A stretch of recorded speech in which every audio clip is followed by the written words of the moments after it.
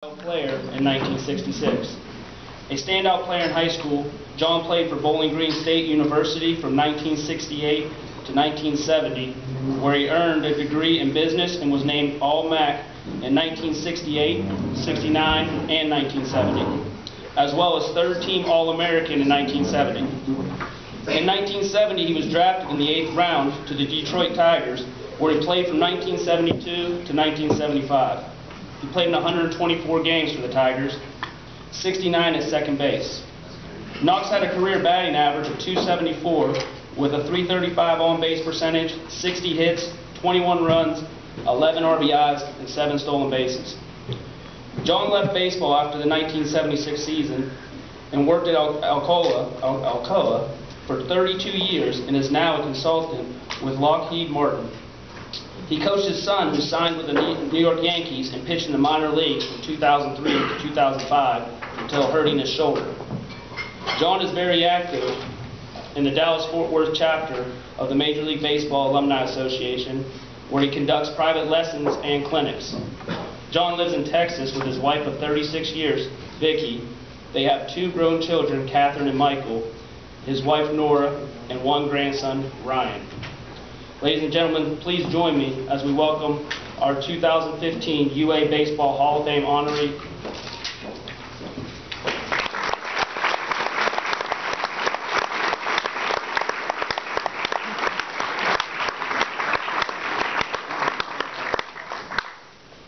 I've still got good hands, but I'd probably I am humbled and honored to be here. I thank everyone here. Marguerite, thank you very much. I came up last year and attended. Again, great turnout, great opportunity to help the program. My parents moved here in 1956. Ended up going to Fishinger Elementary, to Jones, and then Hastings. Was at the first class of Hastings, and then on to play baseball here. I was extremely fortunate to have grown up in Upper Arlington. My parents, my teammates, my classmates. We had an exceptional team. Our shortstop, John Spinelli, is here from the 1966 class. My brother is here, Jim. Jim played, was a captain in 1970 and played 4 years of college baseball and then went on to the New York Mets. So we kept things in the family.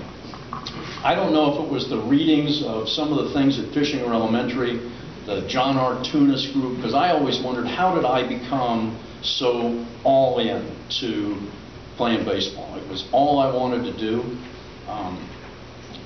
When during the winters, I swung the bat 100 times a night, had a mirror, swung in front of the, hit 100 line drives a night. We had a great team in that we had 4 guys that could run. And every day after practice, we ran sprints. And what I figured out after all these years, still throwing batting practice and doing that, is in order to run fast, you have to run fast. In order to throw hard, and I couldn't do that, you had to throw hard. In order to swing the bat, well, you had to swing the bat. It's all about both the mechanics and being involved. I was extremely fortunate to play for Pete Corey. Pete's a great guy, was a great guy, gave me the opportunity to flourish. I had the opportunity to, after high school, I was either going to go to Bowling Green, Ohio State, or Ohio University. There's a gentleman back here, Phil Williams, that had played with Ted Rose, another soon-to-be inductee. And my mother knew and met Phil. And since Phil was at Ohio University, she said, "You're not going to where Phil Williams." And Dick Fenn is here, and Dick was a coach at Ohio State. And the gentleman who was a coach then, Marty Carreau, was 80 years old. My mother told him I was thinking of going to Bowling Green, and he yelled at my mother.